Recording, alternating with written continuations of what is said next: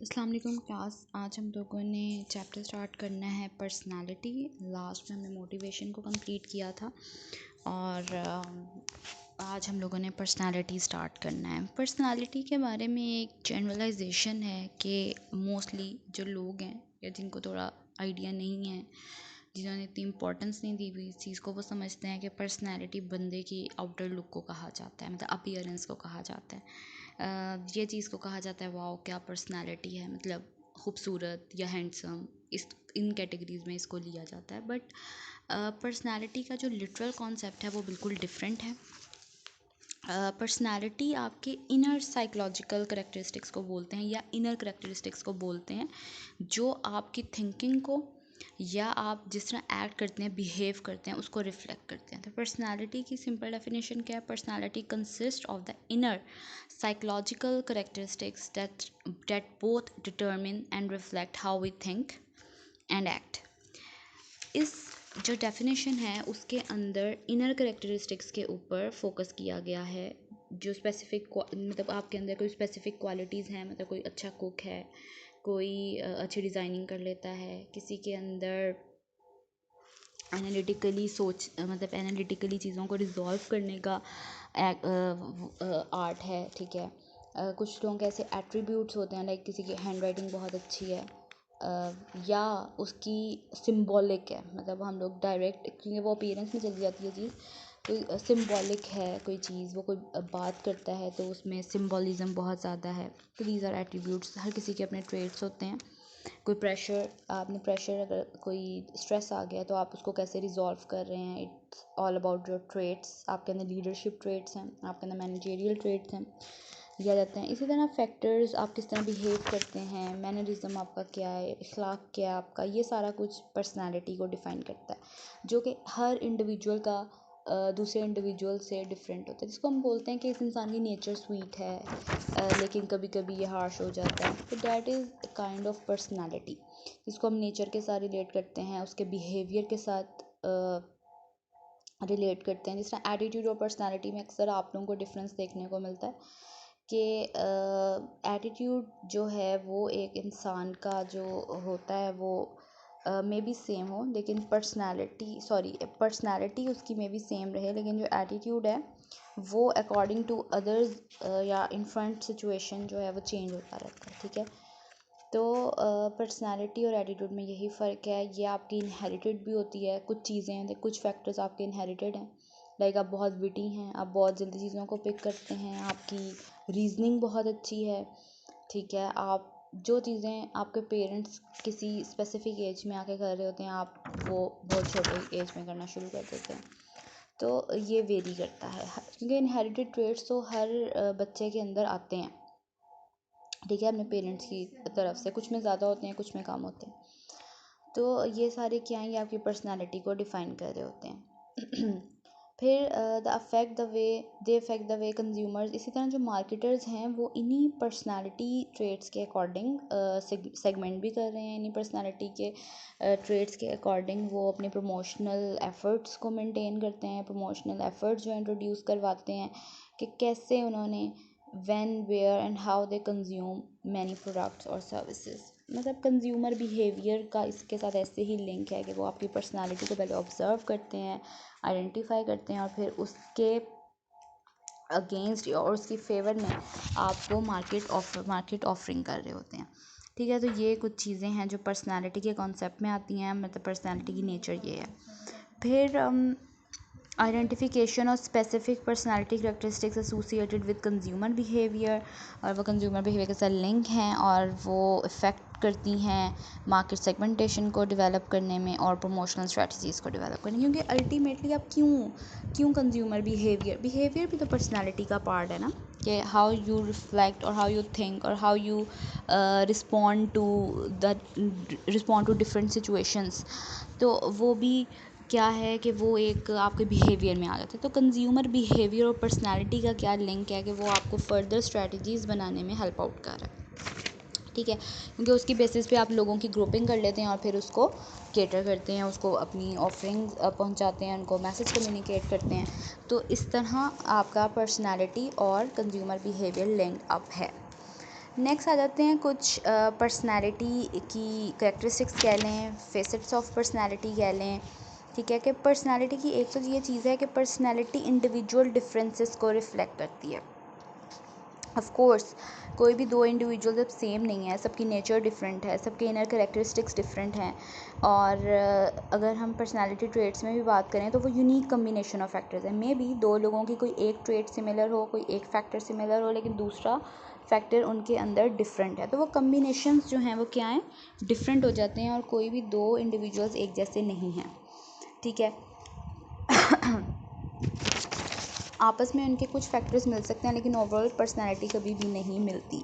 कोई बहुत aggressive nature का होता है, लेकिन साथ वो बहुत ज़्यादा हम्बल भी है, ठीक है। तो मे बी दूसरा भी एग्रेसिव नेचर का हो, लेकिन वो बहुत ज़्यादा साथ साथ रिलक्टेंट भी हो। तो इस तरह की जो कम्बिनेशंस बनते हैं वो एक पर्सनैलिटी को डिफ़ाइन कर देते हैं। कुछ लोग बहुत ज़्यादा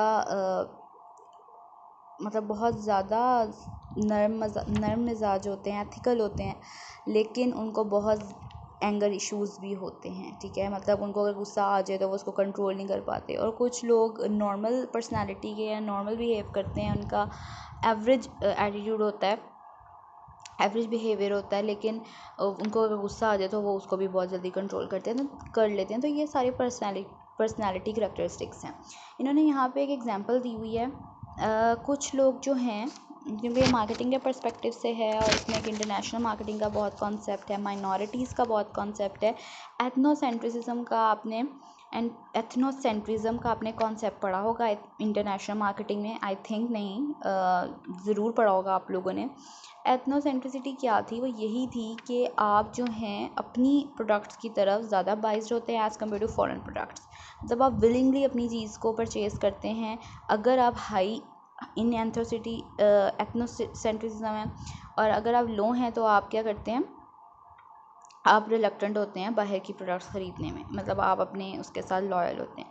तो इसमें यही इन्होंने बताया है कि कुछ जो होते हैं लोग, वो कंज्यूमर एथनोसेंट्रिज्म में बहुत ज़्यादा हाई हैं, और वो फॉरेन प्रोडक्ट्स को बिल्कुल भी एक्सेप्ट नहीं करते, और मतलब उनकी इसमें अनविलिंगनेस होती है कि कुछ भी हो जाए हमने ये नहीं परचेज़ करनी।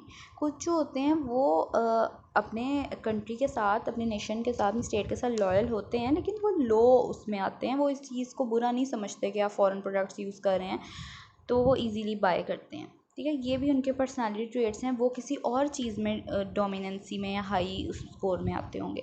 तो इस तरह पर्सनालिटी की जो करेक्टरिस्टिक्स हैं वो वेरी करती हैं, कुछ हाई नोट पे आती हैं, कुछ लो नोट पे आती हैं, ठीक है।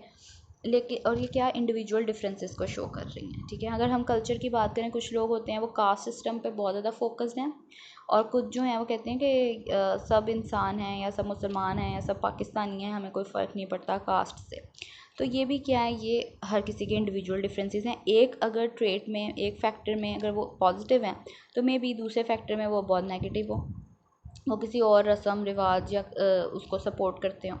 तो इस तरह की डिफरेंसेस या इस तरह की चीज़ें आती हैं। फिर एक हम लोगों ने चीज़ देखी, बहुत ज़्यादा हम देख रहे हैं, काफ़ी सालों से देख रहे हैं, विमेन जो आज़ादी मार्च और इस टाइप का जो कॉन्सेप्ट चल रहा है पीछे काफ़ी टाइम से, लोग फेमिनिस्ट हैं, लोग फेमिनिज़्म को पसंद करते हैं, लेकिन उसके अंदर जो उनके कुछ करेक्टरिस्टिक्स या फैक्टर्स या ट्रेट्स हमारे सामने आती हैं वो डिफरेंट हैं, ठीक है। अगर मैं हूँ तो मैं कहूँगी कि ठीक है, मुझे पसंद है कि जो फीमेल्स हैं या जो विमेन हैं वो काम करें बाहर निकल के, या वो मतलब इक्वल उस पे हैं, लेकिन मेरे लिए जो इक्वालिटी है उसमें जो फैक्टर्स आते हैं वो डिफरेंट होंगे। और मे बी जो एक एक्सट्रीमिस्ट है और वो जो बहुत ज़्यादा सपोर्ट करता है फेमिनिस्ट को, उसके लिए जो फैक्टर्स होंगे वो डिफरेंट होंगे, उसके लिए जो डेफिनेशन होगी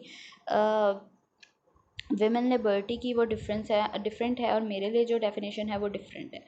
तो इसमें भी आपका बैकग्राउंड, आपकी इनहेरिटेड करेक्टरिस्टिक्स, आपका ब्रॉटअप, हर चीज़ मैटर करती है, क्योंकि आपकी जो सोच है ना, आपकी जो थिंकिंग है वो एकदम से डेवलप नहीं होती, उसके पीछे बहुत सारे फैक्टर्स हैं, बहुत सारी लॉजिकल रीजनिंग्स हैं, बहुत ज़्यादा आपका इन्फ्लुएंस है आपके पीयर्स का, आपके फैमिली का, आपके फ्रेंड्स का, ओवरऑल। और एक आपकी अपनी पर्सनल थिंकिंग होती है, जो आप अडेप्ट करते हैं विद योर एनवायरनमेंट, और जो आप ठीक समझ रहे होते हैं।